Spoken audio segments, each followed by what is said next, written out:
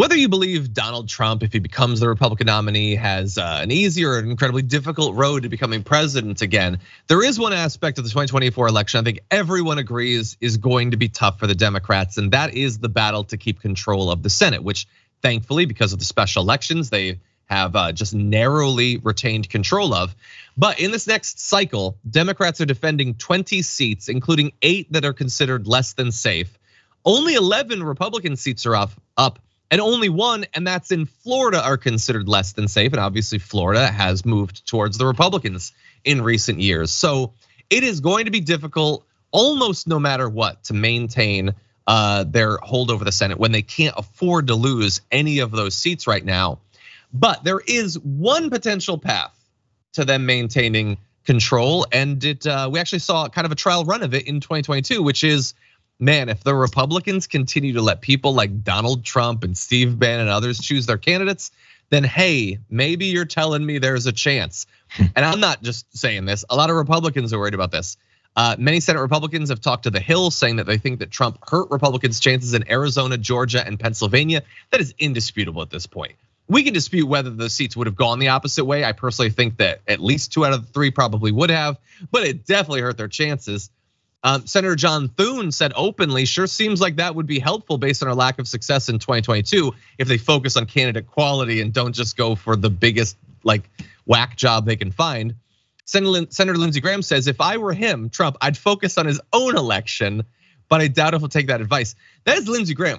Lindsey Graham's job in recent weeks has been to break down in tears on Fox News trying to raise money for Trump. And even he's like, could you please focus on your own thing? Just put all of your time and attention into losing that race rather than making us lose all of these others.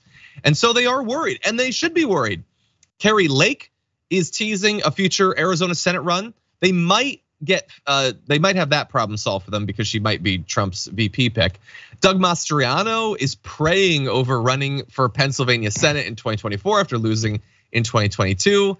And even Ted Cruz is now trying to rebrand himself as some sort of moderate, indicating that he is worried about his reelection bid. He has had some fairly close races in the past. We'll see. It's still Texas, but I don't know. I mean, are they going to have Herschel Walker move in to run somewhere? Like this could be rough for them, but it's already going to be difficult for the Democrats. How do you see this shaking out, Jayar? Yeah, it's tough.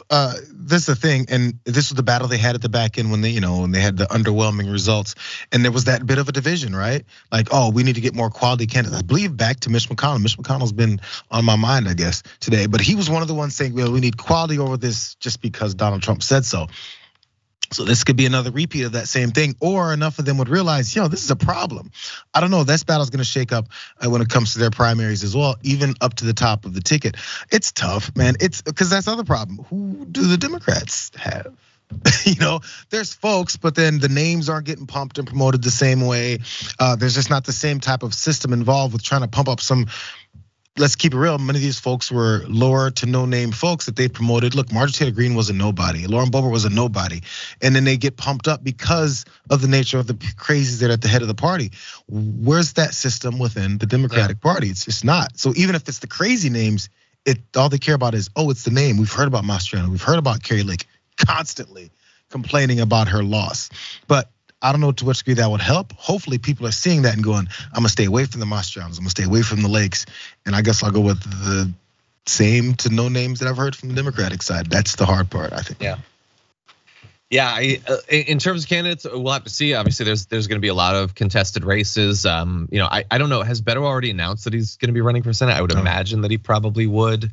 There are obviously other good progressives in Texas, but we'll see. He has a high profile and he raises a lot of money. So we'll see. I don't know for some of these races. Like I imagine that if you've been thinking about running, being able to go up against Kari Lake or Mastriano is probably not the worst race to have to run for your chances, but we'll have to see. No, I'm sorry. And the last part is being whether or not Democrats are going to still rest on hoping that they suck enough and don't do anything else about it. Hope they just almost certainly. We'll see. I don't know. Maybe Biden, will lead the way with a bold new agenda or something, or maybe he'll just talk about how Trump is terrible, and he'll be right. Trump is terrible, and DeSantis would be terrible, but that's not the only thing that matters.